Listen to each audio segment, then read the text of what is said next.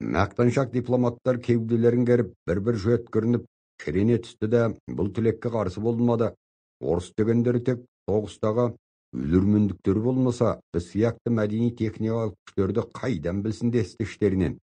Бірақ бұл ойлары көпке бармай күрес басталғанша өзара шектенгендей көріністер байқалды.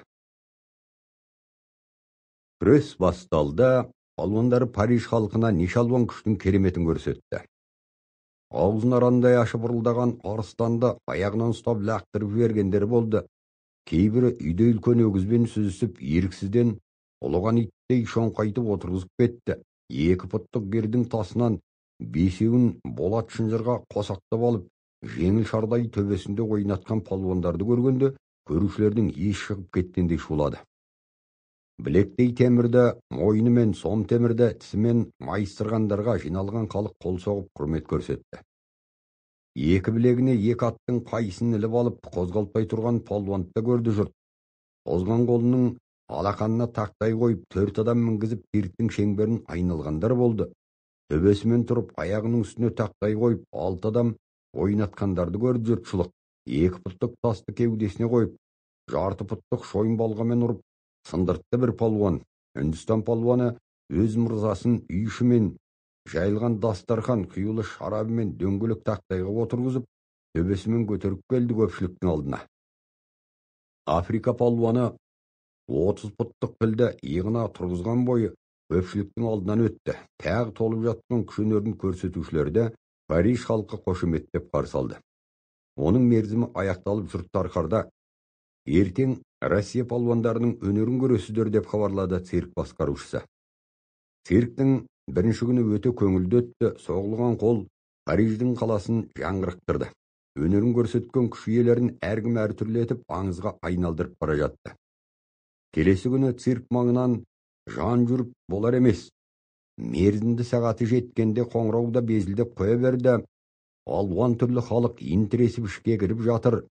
Жұрт орындарына отырғаннан кейінде орталық шеңбердің алаңында басқа палуандардың дайындатып қоятын ойын құралдары көрінбеді. Алаңның қақ жартысын басып дөңгелек қалың тақтай жатыр. Осыдан басқа көз тартар ешбір зат жоқ еді. Бұлар өнерлерін жүгіріп секіріп көрсетеді екен ғой. Онысы күнде көретін ойындарымыздың бірі шығар деп ойлады отырғандар. Россияның палуандарын күтіп отырғандардың арасына әртүрлі өсектерді лезде тарап жатты. Орыстар балашаға жіберіп, суретін көрсете алмай отырмыз дегенде, есіткендердің жігері құм болғандай, үміті кесілгендей болды. Оқуды жаңадан бітірген палуандар дегенде естігенде, әйтеуір кішкене бейнелі біреулер шығады екен деп күтті.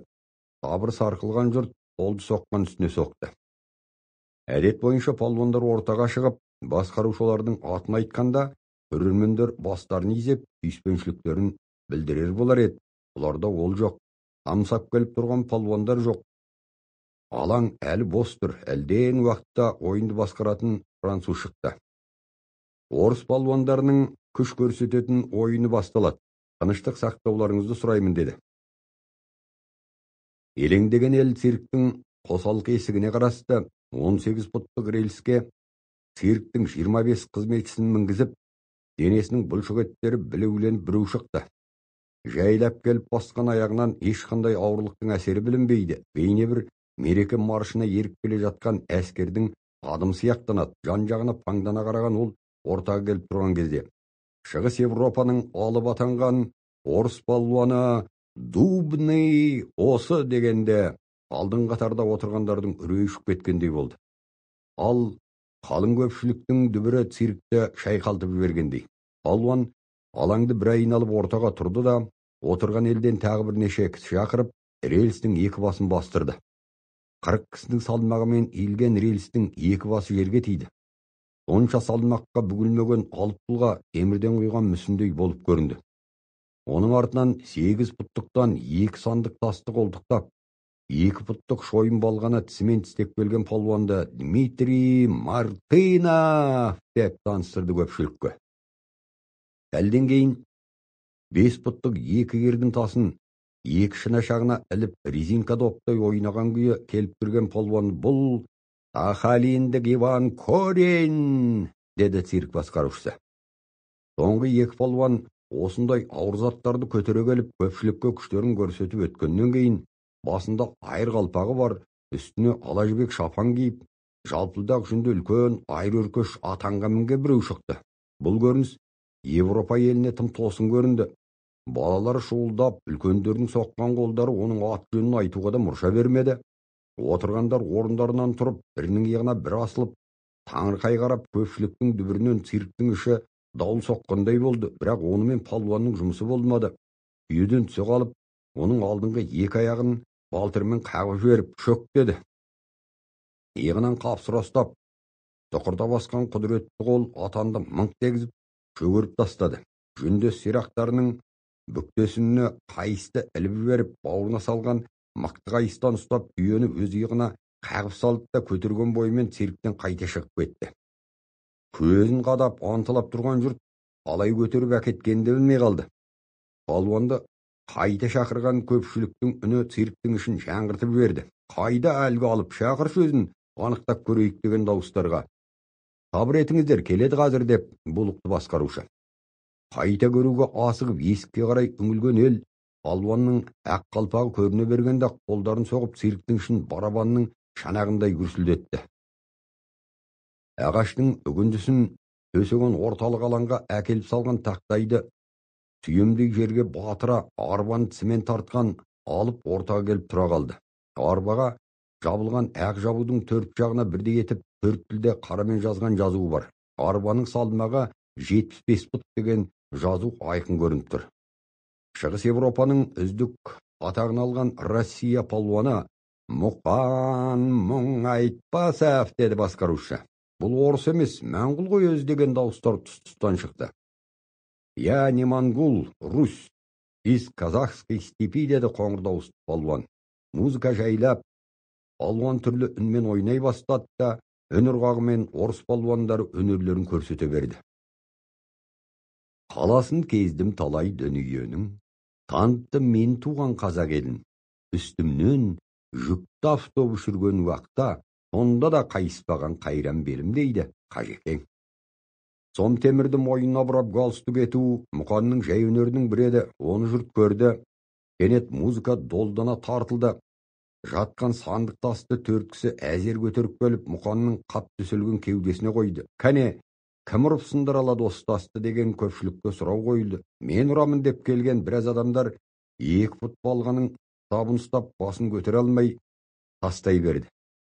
Өзі күлімдеп, екі алақанымен тастың екі шетін ептеп көтеріп палуан жатыр. Жалаңаш кеудесіне қойылған 8 пұт тасты ұрып сындыру да көп адамға оңай тимейтін еді. Мен көрейін деп үнділік Рига Рибер деген палуан балғаның сабын ұстады. Тасты бір ұрғанда сындыру шарт еді. Кәрі бүркіттей тұмсығы оралған алып балғаны құлашын кере көтерді. Ол сонау түксіз арыстанның кеудесіндей көрініп жатқан денеге көрсете қалмақшы. Найзағайы жарқылдамай түйілген бұлттай булығып, музыка үнін өшіре қалды. Мыңдаған көздер көтерілген балғаға қадалды. Қауіпті көрініске көз тоқтата алмай бетін қолымен баса қалған санадан болды. Тынған музыка жарылған бомбадай көрсетті.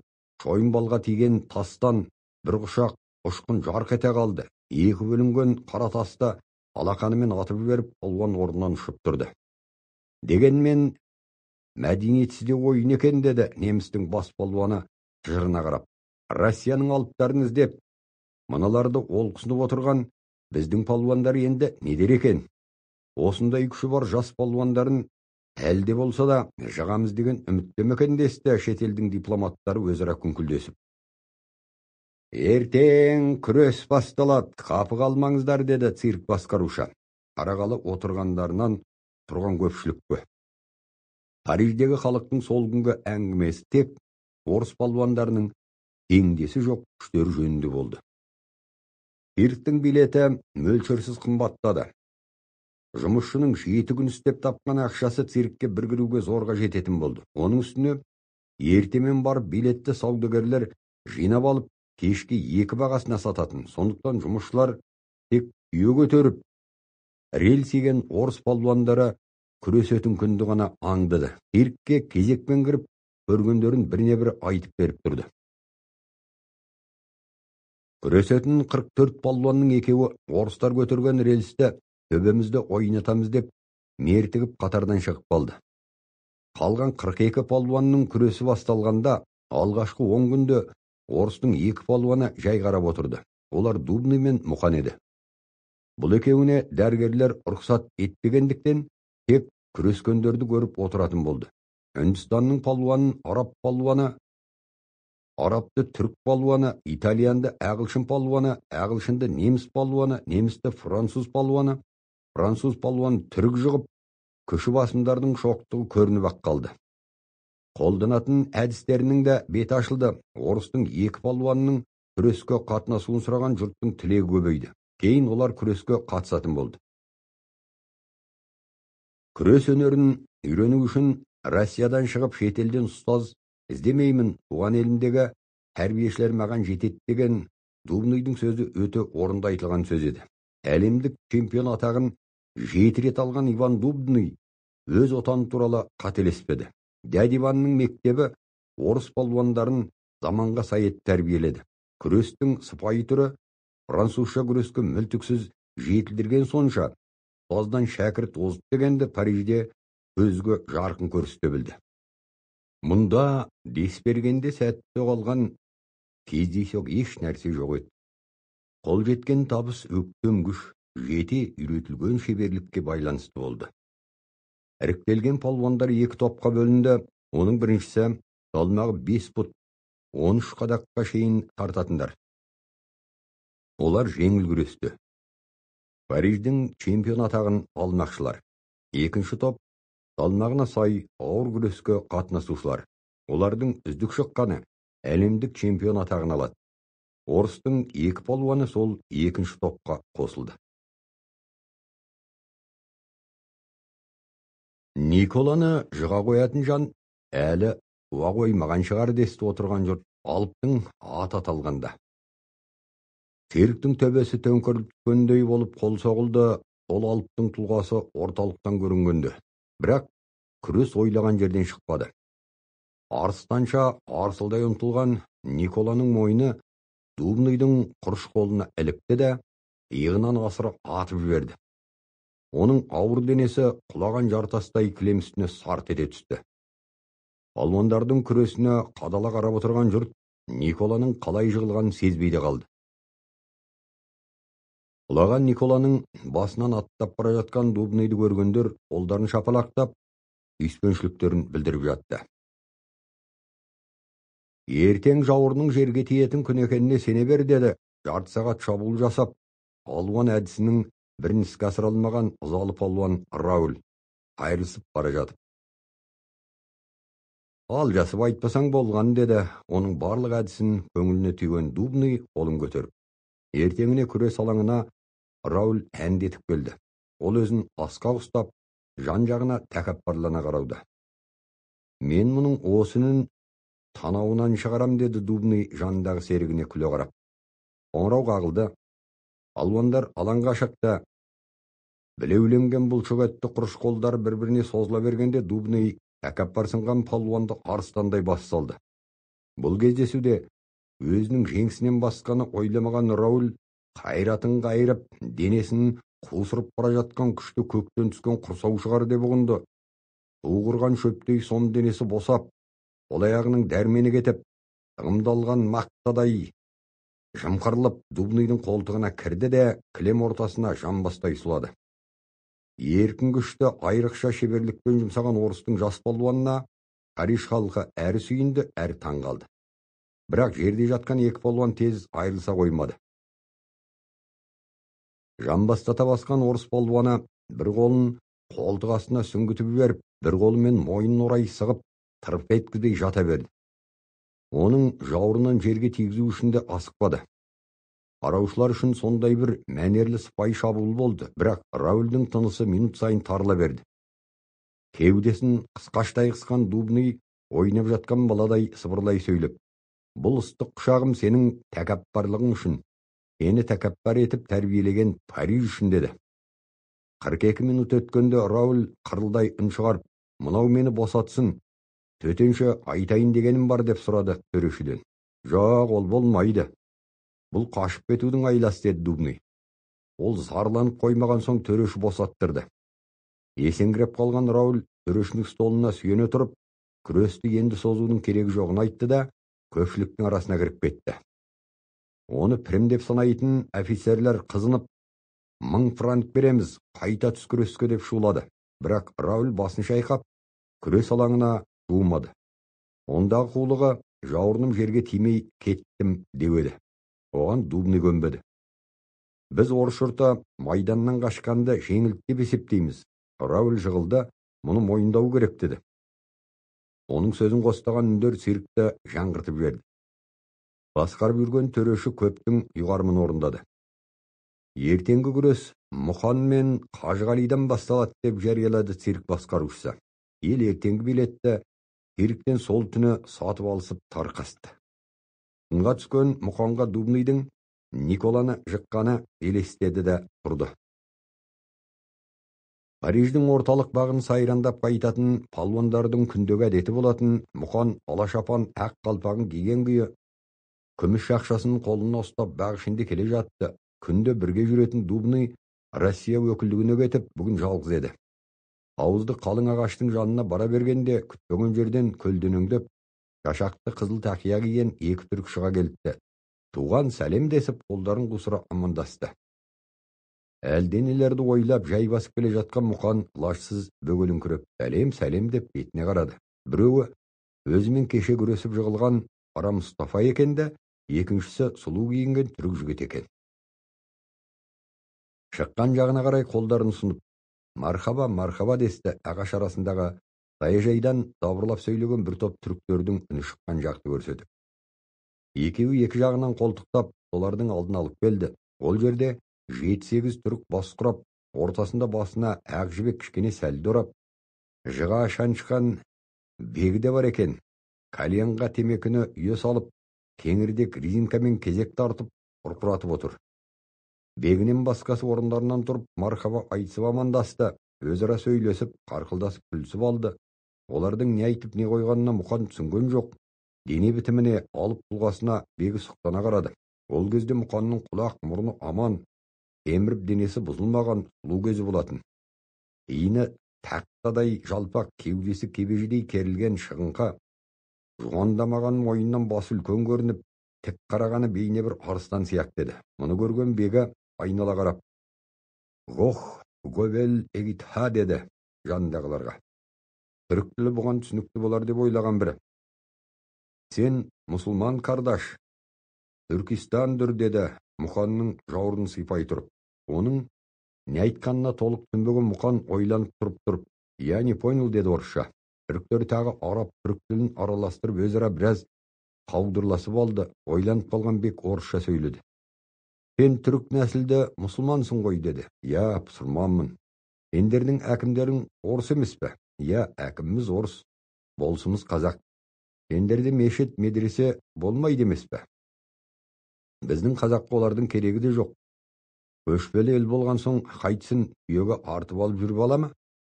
Саудагерлерің де жоқ. Сендерде тұрғылықты базарда болмайды ғой». «Ой, саудагерлер деген судың балығы емес пе? Ел бар жерде олар бар. Бірақ қазақтың жек көретін сауда деген алда өтірік айту емес пе? Біздің ел ондайды сүймейді. Сен орысты жақсы көресің бе, мұсылманды жақсы көресің бе?» «Мен кісіні алдап өтірік айтпайтынды жақсы көремін». «Ендеше өтірік айтпайтын мұсылман ғой». «Әй, қайдам. Әжем айтушы еді, біздің елге пайғамбардың әулеті қожа болыпты.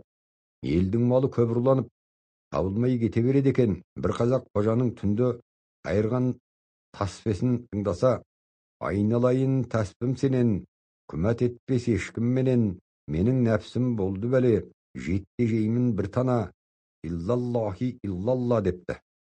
Сондай сұрмандар толып жатыр. Оны өтірік айтпайды дегенге кім нанады? «Қой, мен кетейін» деп Мұқан отырған орнынан тұрды. «Сен кішкене сабыр ет, туғаным. Қайда бармақшы едің?» «Кешке күресім бар. Мұна сусын сататын жерден 5-6 шөлмек сыра ішемде қайтам». «Ол осында да бар, кәне, туғанмен танысқанымыз үшін тәхли шараптан құйып беріңдер» деп бек кісілеріне қарады. Мұқан арақ, сыра, шарапты тұқыл шарап дейтін. Сол түріктердің тахли шарап деген сөзін қызық көріп айтып кеттім дер болар еді. Ауыздың салқын суына салып қойған үлкен күміс көзен алып келіп, күміс кеселерге толтыра қызыл шарапты құйды. Түріктермен соғыстырып 2 рет тартып жібергенде Мұқанның шекесінен тер бұрқ ете қалды. Басындағы ақ қалпақты жұлып алып, бетін желпіп жіберді. Құлшынып жұтқан палуанға әрқайсысы 3-4 кесені кезектеп артық ішкізіп жіберді. Қызып алған Мұқан өлең айта бастады. Ұрасаң Мұқан палуан менің атым, орта жүз, ұзын қыпшақ арғыз атым. Арғатам қара қыпшақ қобыланды, қолдайды күрескенде жүрақ атым. Қандай керемет әдемі өлеңдесіп түріктер гүлдесе бастады. Туысқандарым сендер үшін шейін деп, тағы 2 кесе тартты, көз жұмайып, қолын керіп, білегінің бұлшық еті ойнап, ала шапанның жеңін бүлкілдете бастады. Қардашым, қалай туысқандарыңның ортасында отырғаның есіңде сақтала ма? Еш уақытта ұмытпаймын. Бүгін кіммен күресетініңді білесің бе? Маған бәрібір, созылатын қолы ұстайтын бел болса болды, кімде болса күресе берем. Сен олай деме. Исламды есіңе ұста, бүгін күресетін кісің мынау деп бек өз жанында отырған қысық шеке, орақ мұрынды денесі Мұқаннан 1,5 еседей үлкенірек Қажығалиды көрсетті. Бұл кәпір мемлекеттерінің 38 палуанын жығып отыр. Ендігі қалған 2 палуан орыстікі, оның бірі сен. Сен Қажығалиды жықсаң да, Жихан палуаны атаған кәпірлер алғалы отыр. Егер сен жығылсаң, мұсылманның ақ туы жоғары көтеріліп, Жихан палуаны атағын ислам алып, Hazreti Ali'дің аруаға риза болмақ. Мұның мәні бұжағында екен ғой, деді шараптың уыты көзін қызарта бастаған Мұқан. Аха, енді түсінді. Күресте дін үшін жығылу былай тұрсын. Әрбір мұсылман шахид болып жан беру керек. Дұрыс, енді не істейсің? Бүгін Қажығалидан жығылып, абыройды мұсылманға алып бер. Ол үшін қиынды Стамбулға барған соң айрықшаласың. Мен айтамын, халифа өз қолымен саған береді. Анауыңда қалған бар ма? Тағы бір құйып берші деп, шарап құйып отырған түрікке иек қақты. Күміс кесені шеңбірлете өзідегі шарапты сарқа құйып әкеліп берді. Төмен қарап ойланып отырып, шарапты сіміріп жіберді. Жарайды, абыройды пұсырманға алып берем деді. Алланың рахматы жаусын, деді бектің беті гүл жайнап. Мұқан алпағын кимей, мыжғылап ұстап отырғандарға қош айтпай жүре берді. Неге қош айтпайсың, деді мырза Ахмет палуан күліп. Кешке циркте кездесеміз ғой, оған шейін қандай қош айту керек, деді де Мұқан балпаң басып жататын жеріне кете берді. Мұнысы жығылатын болды. Енді орыстық айтсың де жығуың керек деп, бек Қажығалиға қарап қарқылдап күлді. Мұсылман деген сөзді түзу айтпайтын адамды мұсылман деп сеніп болмайды. 5 кісінің шетін шарабын бір өзі ішті де кетті. Сол буынына түсіп, бірдеңе болмаса, жығылам дегеніне мен иланбаймын, деді ауыр күрсініп түріктің палуаны.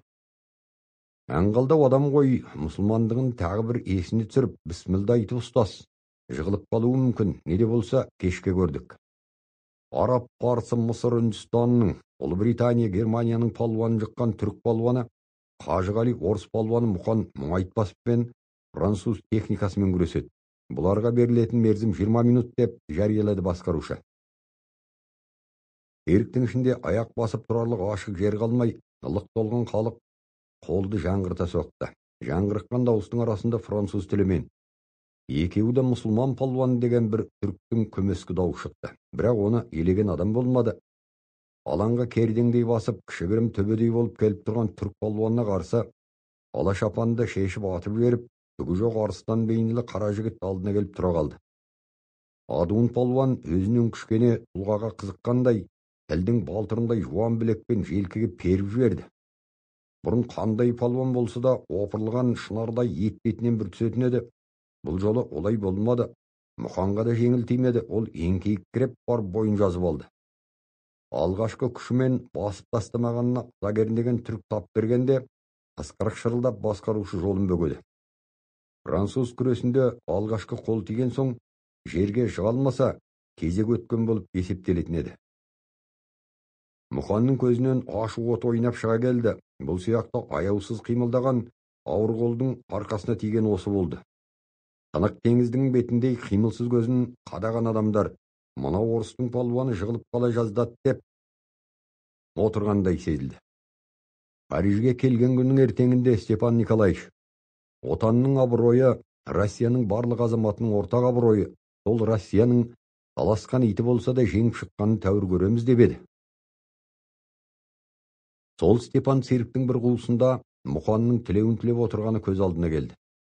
Әжесі Айсара, аты шығатын адам алдымен өз басының намысын қорғайды, өз басының намысын қорғай алатын кісі ауылдың абыройын сақтай алады дейтін. Мұқанның жығылған әжесі естісе не болмақ? Ақсамайлы ауыр денелі кемпір Степанмен бірге циркте отырған сияқтанып кетті оған. Адуын күшті Мұқанды ашуыза кернеп, бұрадай қарсылдатты. Ортада тұрған күрес басқарушыны иығымен қаға ұмтылып шап берді. Ол мойнына жабысқан қолдың аспаннан түскен жайдың оқ екенін, не электрдің тоқ екенін сезбеді. Тауғыласа тапжылмайтын денесі қаңбақтай дөңгеленіп қайда кеткенін сезбей қалды. Иегін иығына қыса арқалай келіп, еңкейе беріп, басынан асыра атып жіберді де арлан қасқырды алған бүркіттей бас салды. Оның ауыр денесі жаға қашындай иіліп, жауының астына түсті де, жауырын көтеретін аяғы бүгуге келмей қалды. Жерге тиген жауырынды еңкейіп көрген басқарушы қырғын алтыда сағатына қарады. 4 минут ішінде түрік палуаны, Қажығариді Россия палуаны Мұқан мұңайт басып жықты деді. Көпей құлы, мұсылманшылық арың антың қайда деді қос қолын тіреуштеп орнынан әзер тұрып жатқан Қажығари. Жығылып алған мұсылман атақтан жығып алған палуан атағым жақсы деді. Ашуы әлі тарқамаған Мұқан қабағын түйген бойы. Мен де жығылайын деген ой өмірімде болып көрген емес, болмайды. Бақ ішіндегі түріктердің тобынан ажырап жатақханаға келгенше палуан түрлі ойға түстім. Жасы менен 2-3 мүшелге жуық үлкен палуанның өз күшіне сенбей, маған жалынышты раймен жанындағыларға жайын айтқызып отырғанынан аяғым да келді. Өзінің дәрменсіздігін ашық айтпай, түрік, туыс, тұрман, ислам деп нүксіз бірдемелер айтқанына қатты ызам да келді. Әйтеуір жатақханама жеткенде, соны бүгін жықпай жіберсем қайтет деген ойда елес бергенде еді. Оның алғашқы қимылы мені мейірімді ойдан жұрдай етті. Дәдиван бірден олай қимылдау өлтіріп жібергісі келгендердің әдісі дейтін. Ендеше, онда пұсырмандық та, туыстық та жоқ. Жаулық қана бар. Оның жығылған жерінен тұралмай жатып, Көпей құлы деген сөзіне көп жылдан кейін түсіндім, онысы иттің баласы деген сөз екен. Есіткен сағатта түсінсем, цирктен тірі шығармайтын едім дейтін Қажекең. Ертеңіне күрес Поддубный мен Қажығалидың күреседі. Қарқыны қайтып, аруағы қожыраған палуан 14 минут алысып барып жығылды. Поддубный 40 палуанды жығып, 40-қа озып алға шықты. Оның дүние жүзінің палуаны атағын алуына өзінің досы, баулып өсірген шәкірті Мұқанды жығу ғана қалды. Мұқан Германияның Хансымен әлде қашан күресуге тиіс еді. Ол Поддубныйдан жығылған соң көңіл хошы болмай, күнде ауыратын болды. Бұрын селтеңдеп, ретсіз жерден ақ көріне беретін палуан енді циркке де сирек келетін болды. Келсе, елеусіз жерде отыратын еді. Бірақ 3 күн бұрын атақ даңқын жазып, нәр көшеден суретін көрген палуанның ақырғы күрестен тайқуына көпшілік көнбеді. Күнде сұрап шуылдап, амалсыз күрестірді. Күнбөгін өрістеп өскен күшке үзгі судай құлдырап қайтқан күш төтеп бере алмай, Мұқаннан да жығылды. Үздік шыққан 2 палуанды ортаға шақырған комиссия председателі француз. Дүниежүзілік күрестің 1-ші, 2-ші орны да орыс палуанныкі. Ол екеуі осы алдарыңда тұрғандар. Берілетін белгі мынау деп, бірі үлкен, бірі кіші 2 алтын медальді алақанына салып көрсетті. Бұл сый қалай алса да осылардікі. Комиссияға қатынасқан 13 мемлекеттің өкілі қаяусыз бақылап отырды. Қойылған шарт мүлтіксіз адал орындалды. Айла амалсыз, алдау арбаусыз үздік күш жығып отыр деді. Соғылған қолдар кең циркті керней жөнелді. 2 баланың төбелескенін көрсе, кешке шейін жолынан қалып қарайтын әдет ағылшын билеуші топтарының ежелден ата салтына айналған емес пе? Олардың өкілдеріне 2 орыстың күрескені бір түрлі қызық сияқты көрінді. Егер қара түсті адамды ақ түсті біреу жеңіп кетсе, ол ақ нәсілдің айрықша біткен қасиеті. Ақ түстіні қара түсті жеңсе, аюдың адамды жеңгендей уақиға деп түсінетін адамдар енді мына екеуінің тайталасын көргісі келіп ынтықты. Дүниежүзілік күрестің жүлдесін кімнің жығып алған көзімізбен көреміз, енді өздері күрессін, деді белгілі дипломаттар. Үй ішіне тиген үлесті бөліп беремін деу шетел кісілеріне өрескелдік емес пе, мырзалар, деді Степан Николаевич. Шығыстық адамды біз Россияның үй іші деп еш уақытта есептемейміз. Бұл біздің шайнап, ақжем қылған саясатымыз, деді біреу.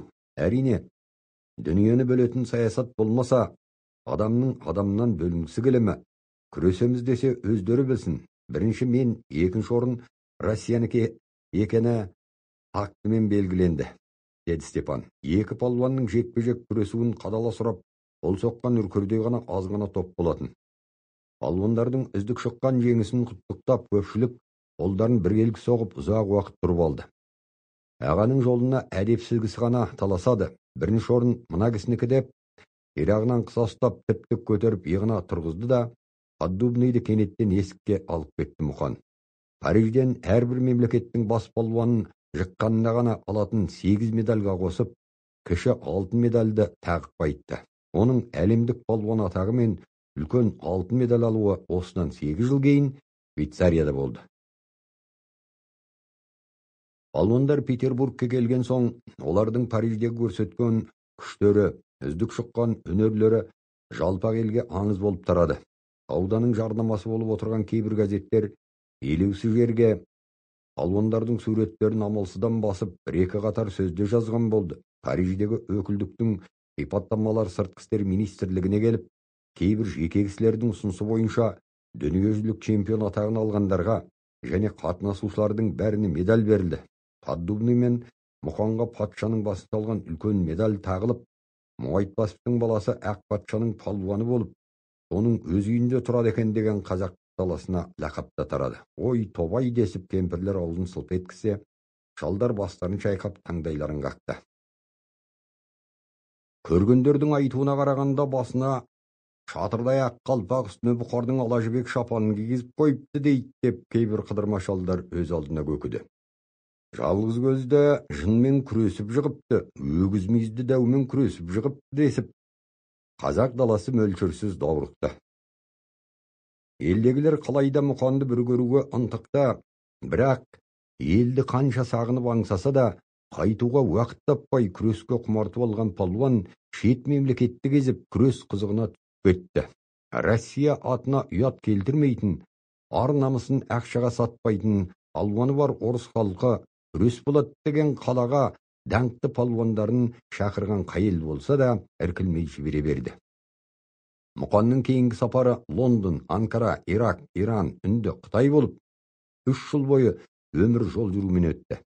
Қазақтардың ауылда айтқан аңызындай ол патшаның үйінде тұрмады, тіпті патшаны көрген емес, көрмегеніне өкінішті етпеді. Оның жатса тұрса аңсайтыны, көруге ынтығатыны, өзінен таса болмайтын қасиетті елесі Қызылжардағы полицмейстердің қорасының алды болатын. Жас өсіп есейген сайын өзі барған түрлі елдерде талай уақиғаға кездесті.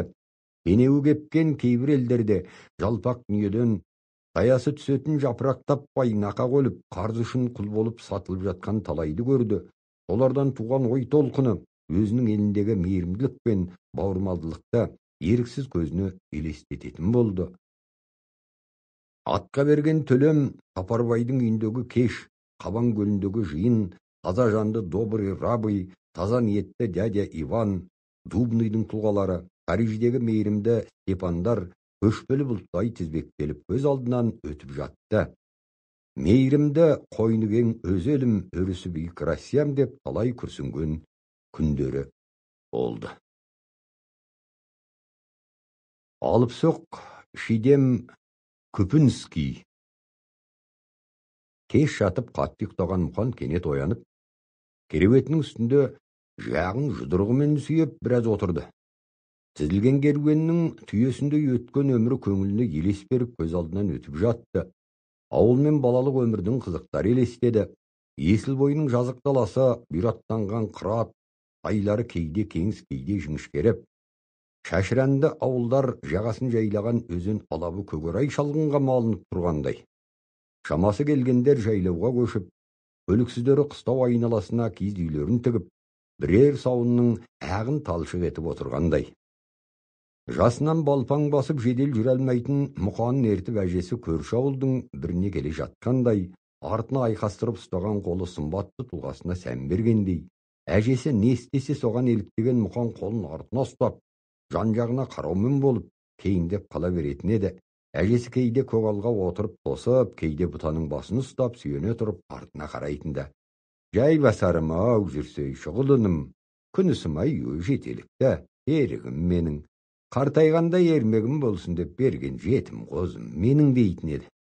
Олақ баланың қардан епетейсіз етіп соға салған аяз атасы сияқты болдыраған мұқан аяғын сүйрете басып үндемей жақындай беретін. Әжесі біраз жерге арқалап апарып, уф деп отыра кететінді. Енді өзің жүрші қарашығым, міне, үйге де жетіп қалдық, қарның да ашқан шығар. Мына құрт аузыңа сала жүр деп, қамзолының қалтасынан бір құрт алып қолына ұстатар еді. Осы көрініс есіне түскенді мұқан, сол құрттың суын сорғандай жұтына бір тамсанды да орнынан атып тұрып, жан-жағына қарады. Ол үлкен қаланың бірінің жатақханасынан есілді іздеп еді. Есіл де, әжесі де болмай шықты. Құрт берген Айсарының мейірімді үні құлағында тұрғандай болды. Еркелегенде әжесінің алдына отырып кететін әдетімен кереуетіне отыра қалған еді. Қарсы алдындағы айнаға көз түскенде бұраланып өсіп қалған сақалын көрді. Ой, енді болмады, кеттім. Есілдің суынан бір шелек су ішпей, мейірімім қанбас деді. Сақалын алып берік бастығына барып, ұзақ мерзімге рұқсат алды. Сөйтіп мұқан еліне қайтты. Күзде келген мұқан қар жауғанша қайта алмады. Боқыраудың жәрмеңкесінен қайтқан қалашылар дуанға көшпелі цирк келген, бір топ палуанның күресіп жатқан, ішінде алып денелі 2-3 кісі барын аңырқай айтты.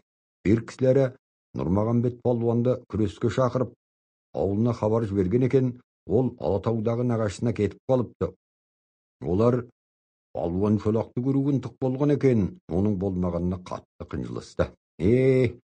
Ақпатшаның палуаны Мұқанды неге шақырмайды?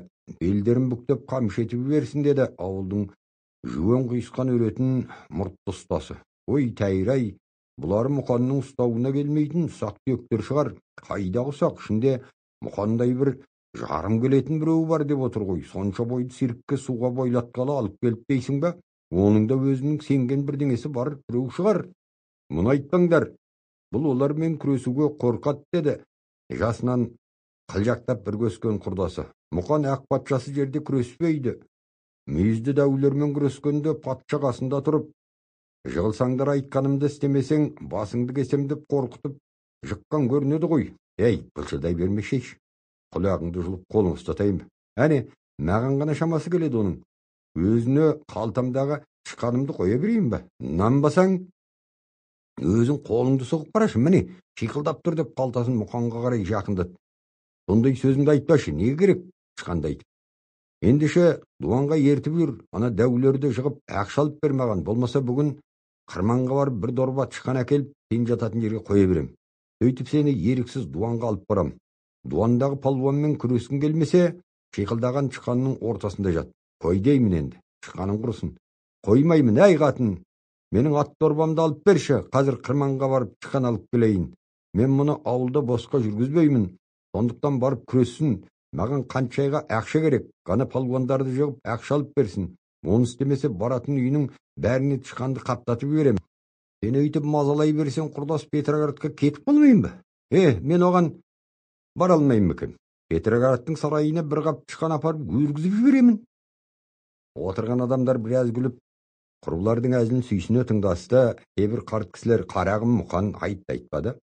Осы ауылдан өрбіген баламыз болсаң да, алып күшіңді ел аузынан естіп қуанамыз. Белдескен палуандарды қалай жығатыныңды әлі көргеніміз жоқ. Сен дуандағы палуандарға барып, бізге қалай жығатыныңды бір көрсетсейші. Дуанға баруға бәріміздің уақытымыз болмаса да біразымыз барамыз. Көзімізбен көрген соң жаңа күрестің сипатын айта жүрерміз. Ондай тамаша біздің қолымызға түсе бере ме? Қарын қолтықтап қыста келіп қалды. Осындай маусымда уақыт таппасақ ақпан қаңтарға таялған соң боранмен жұлқысып қалғанымыз ғой десті. Менің куәліктерімді көрген соң бұлар күреспей қояды ғой. Тіпті қағазыңды көрсетпе, Мұқан мұңайтпас деп Айтпайық, жай елгісіз болып барбақ күрес. Онда француз күресін қайдан үйрендің дейді ғой. Осы бізге қазақша күресіп жығып берші, соныңды көрсек те болады.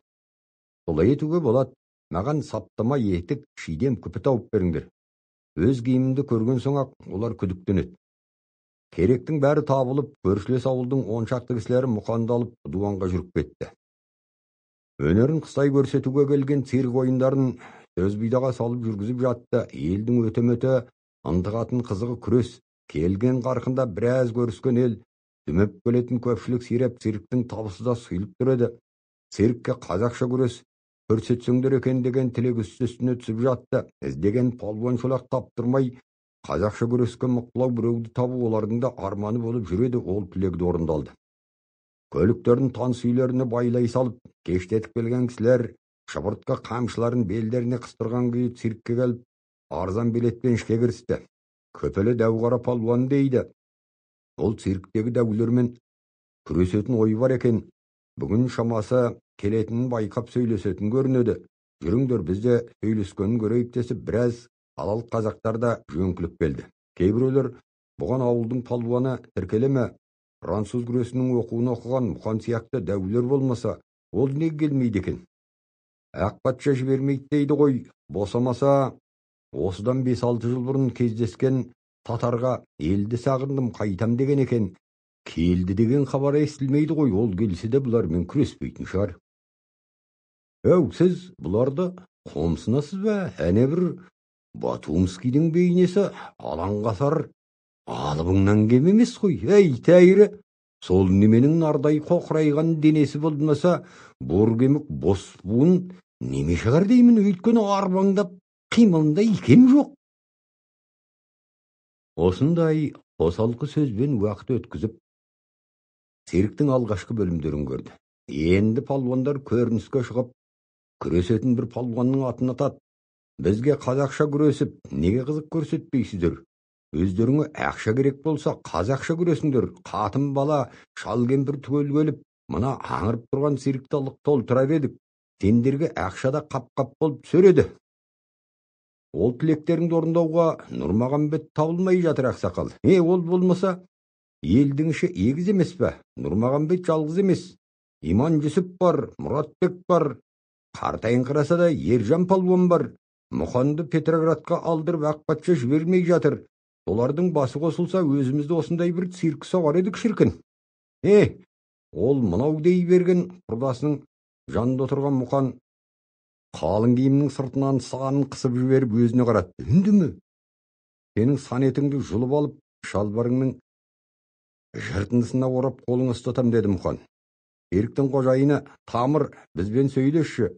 Біздің саған айтайық дегеніміз бар. Мына бір орынға отырып тізеңді бүк, деді Мұқанның нағашысы Қалиғарт. Бұл не айтады екен деп таңырқап келіп, отыр деген жеріне отырды бастық. Тамыр, сен мына күпілі қазақты қара, ол менің балам. Ауылда мал баққаннан басқаны көрмеген, күші жоқ емес. Егер беретінің болса, келісіп уәдеңді берсең, бұл сенің барлық палуаныңмен қазақша күреседі. Ал жығылса, көк түйін сұрамаймыз. Керек десең, астыма мініп келген түйемді беріп кетем. Цирк бастығы жуан мойын бұрып, қарттың мүй шақшасын нұсқай көрсеткен қазаққа қарап, бет әлпетін бір шолып өтті. Кең күпінің өңірін ашып тастап, кеудесін кере шалқайыңқырап отырған Мұқанға көпті көріп, көп кісінің бейнесінен мінезін сезгендей болатын цирк бастығы ойлана қарап, бір сұрыққандай болды. Бастан аяқ киген киімінен ауыл адамның қоңыр күйлі бейнесін көрді. Қарынып жүріп жаңадан қойған бүйраланған сақал мұрты бір шек келтірді. Оған қосымша, бұдан басқа ауылдан келгендер цирк бастығы түрі деп, оның киген киіміне, тіпті сол цирк үйінің құрылысына сұқтана қараса, онда ондай таңырқау жоқ, бір түрлі салқын қандылық, тәкаппарлық сезілгендей. Бұл сырды тез ашам ба деген үмітпен: Сен орысша сөйлейсің бе, деді бастық. Не дейді мынау? Сен ұғасың ба деп қасындағы құрдасына қарады Мұқан түнбөгендей болып. Мен қайдан білейін, өзің білмесең, деп бетіне қарап жымиды ол. Мұқан басқарушыға қарап басын ақырын шайқады. Ол білмейді десті жамырай сөйлеп қасында тұрғандар. Басқарушы күмәнді пішінмен жымия күліп алақанын жайды. Келушіні көбейткендей бір жаңалыққа мұқтаж болып отырған ол қазақша күресем деушімен келісті. Қазақша күрестің дұрыс орындалғанына билік айтатын комиссия құрылуы қажет екенін айтты. Ал беретін еңбек ақыға келгенде цирк бастығы күтпеген ұсыныс жасады. Ол қазақша күреспен әр палуанды жыға қалған күнде 5 сомнан ақша берейін. Жығылса, алмай кетсең 3 сом берем. Ал жығылсаң, мына әкең айтқан ештеңе дәметпе деді. Оған тілмәш арқылы сөйлесіп отырған ауыл палуаны көнбеді. Сенің 12 палуаның бар екен. Оны мен түгел күресем. Жықсам, әрқайсысына 25 сомнан ақша төле. Тағы да мына бүгінгі күресің сияқты күніне біреумен күресіп, уақыт созу болмасын. Бір күнде күресіп аяқтап кетем. Ол болмайды деп цирк бастығы шошып кетті. Біздің цирктің күндік табысының өзі 25 сомнан артпайды. Оны саған беріп, топты жан аш отыра алмаймыз. Бірінші топтағы 4 палуанымыз ғана айына 25 сом алады.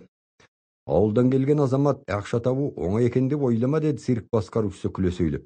Мен 60 сом үшін бұл сарайыңда 12 күн жүрмеймін. Онан да 12 қойымды аман қыстан шығарсам, 60 сомды қозы туып береді. Палуандарыңның ұсқынын көрдім. Күрестірмесеңіз ертең қайтам. Ауылдан келген палуан күрескөлі сөйлесе бастаған соң көпшілік тарамай орындарында отырысып қалғанды. Күресетін кісілерін көруге асыққан палуандар цирк ойыншылары айнала анталасты. Оның алдымен күресіп көрмей, алдымен сөз етіп отырғанына палуандар тәлге кете бастап, бұл бізді көрген соң күреспей қалуды ойлап отыр. Шамасы бұрын қазақша күресті де көрмеген біреу сияқты. Белгілі палуан болса, қазақтар таныр еді ғой, мұны ешкім білмейді десіп өзара әңгіме етісті. Мұқан оларға көз қиығын ызалана бір тастап қойды. Білдірермін сендерге деп түйдішінен. Оның қазақша сөзін цирк бастығына әзер түсіндіріп отырған тілмәш та палуандардың әлгі айтқан сөзін аңғарып отыр еді. Мұқанның күңкілдеп қайтарған жауабын естігенде ол шектеніп, біздің палуан жігіттің орыс тіліне түсінетіндей түрі бар ма деймін, мыналарға білдірермін деп қалды ғой деп ауыл кісілерінің бетіне қарады. Оған Мұқанның нағашысы: қой қарағым, жай айта салған сөзі болар, орыс тілін білсе өзі сөйлеспей ме деді қымтағандай болып. Әй, қайдам деп тілмәш оған иланбайтын пішін көрсетті. Мұқан іштей палуандарды ұсақсынып, көптің алдында бұларды сойған лақтай көтеріп ұрып, беделін түсіру обал ғой деп отыр. Сондықтан алым келісімін сылтауратып күреспей кеткісі келіп еді. Олардың қорқып отыр дегеннен намыстанып, бұларды бір емес екіден жығып масқаралайын деп бекінтті келісімге келді. Әй, сенің күндік табысың 25 сом болса, мен күрескенім үшін түкті сұрамаймын. Тіпті 100 сом тапсаң да ақша бер демейін. Мына жұрт мен күресем дегенге келіп отыр. Егер де мен шындап күресетін болсам, халықтың бұдан да көп келетініне сенемін. Маған күн сайын түскен ақшаның 100 сомнан артығының жартысын ғана беріңдер. Ал оған қиянат жасап, ұрлық істеме. Кассаны тексеретін комиссия құрылсын. Ал мен осы 12 палуаныңыздың бірінен жығылсам, тиын алмаймын. Егер екеуінен жығылсам, мініп келген 8 ат, 4 түйеміз бар. Олар түгел беріп кетем, деді Мұқан. Ойпырай, мына жайбасар ауылға мені жаяуға итеретін болды, деді құрдасы. Үндеме, түйеңі ақ шартып айтасың аман болса. Жығылсам, мініп келген көлігіміз түгел сендердікі болады дегеніне шала түсінген кіші палуанның бірі орнынан секіріп түсіп, біреу менікі деп қолына түкіріп қойды. Оларша бұл айтылып отырғанның бәрі боза үстіндегі бос сөз сияқты сезілді. Циркке келушілерден 100 сомнан артық ақша түспейді деп ойлады. Ауыл палуанның айтуы бойынша шарт жазылды. Кассаны тексеріп, күнделікті табысын айтып отыруды тілмәш жігіт өз міндетін алды. Ол үшін цирк бастығы ертең бұйрық бермекші болды. Цирк басқарушының уақытты озын құраймын дегеніне де таласпады Мұқан. Қызық енді болды. Ертең қазақша күресті көреміз. Нұрмағамбет болғанда жығатынына сөз жоқ еді. Мұны кім білсін, әлі жас. Шолақтай тіс қаққан емес екен. Өзінің аты кім еді? Жайбасар деп отыр ғой қасында отырған жігіт. Ол құрдасы ма, әзіл айтар, әзілгеш біреу ғой деймін. Әлгі шартта кім деп жазды екен? Бейтмұрат, сен алдыңғы жағында отырдың ғой, атын айтқанын естідің бе? Меніңше онда жазғанында өзінің аты емес. Оның атын айтқаны өте қызық болды. Ол алдымен менімен күресетін палуандардың атын жаз деді. Цирк басқарушы Петро Сибирский, Михаил Шатинский, Замук Батумский, Иван Оралский деп Бізді де ал өз атыңда айт дегенде ол тілмәшке қарап, бұлардың бәрі ски екен, мен де алып соқ шидем күпін ски деп жазсын деді. Шартқа солай деп жаза салды. Ирк адамдарына келушілер көбейсе болды. Бұл қазақ бізді жығат деп жүрген олар жоқ. Шіркін-ай, осындай уақытта мұқан келер ме еді? Сыртынан атағын құшақтатқанша бір келіп жүзін көрсетсе қайтеді. Ертеңіне цирктің жарнама тақтайының бетін түгел алған жаңа сурет жапсырылды. Онда цирктің 12 палуаны бейнеленіп, олардың қарсы алдында түлкі тымақтың сол жақ құлағын ішіне қарай жымырып киген саптама етік шидем күпілі қазақтың суретін салған. Ол беліне жуан арқан байлап, білегін сыбанып келбермен дегендей жұлқынып тұр. Бұл ауыл палуаны алып соқ шидем күпініски деп жазылыпты. Ертең қазақша күрес болады екен деген хабар бүкіл қалаға, ауылға түн ішінде тарап болып еді. Цирктің барлық орынға деген билеттері түске жетпей таусылды. Билеттің құнын сұрау деген жоғалды. 5 тиындық билеттер 2 есе артығына сатылып жатты. Қайта дуандағы белгілі мырзалардан бізге орын қалдыр деген хаттар басшының столын басып кетті. Мөлшерлі орындарынан 2 есе артық билет сатып қойған цирк қосалқы орындықтар жинап әбігерленді. Кешке ойын басталғанда кең цирктің ішінде аяқ басып тұрарлық жер қалдырмай қаптаған көпшілік жеңіл өтетін программадағы ойындарды көрмей, алуандар шықсын, бізге ауылдан келген алып соқты көрсет десіп шуласты. Оны көретін сағат та жетті. Цирктің күндізгі болған өндірістік кеңесінде бізге Құдай көктен сұрағанымызды жерден беріп отыр. Мен цирк басқара жүріп, мұндай көрушінің көбейгенін көрген емеспін. Егер күнде осындай адам келетін болса, мұны қыстай ұстар едім. Не пайда, жығылуға ынтыққан ел асығады, ал алғашқы жетіні қалайда тозуға тырысайық. Қазақша күресте шалып жығу деген болады, оны істемеуге келісті. Орыстың жата қалып ататыны болмауын да тіледі. Тек күштерің басым болды екен деп, тасқан жерден алып ұрмай, уақыттың созылуын ертеңге қалдыруды ойлаңдар. Өңіштеріңді жібітетін цирктің түсімі көбейсе, өз бақыттарың үшін екенін өздерің білесіңдер. Меніңше ол ауылдан келмей, қала ішінің адамы болса, осы қазақты спорт мектебінен шыққан кісі дер едім. Орыс тілін білмейді екен деп, ұят сөздерді айтпаңдар. Орыс тілін түсінемедек қалдым. Өйткені орыстардың өзі түсіне бермейтін цирктік жаңа сөздерді тілмәш қазақша айталмай отырғанда ол түсіндім деп қолын сілтеп отырды. Нағыз әңгірт біреу болмас ол. Олай болса байқау керек. Бұл жай қазақ болмай баяғы Поддубныйға серік болған Черный Иван болып жүрмесін.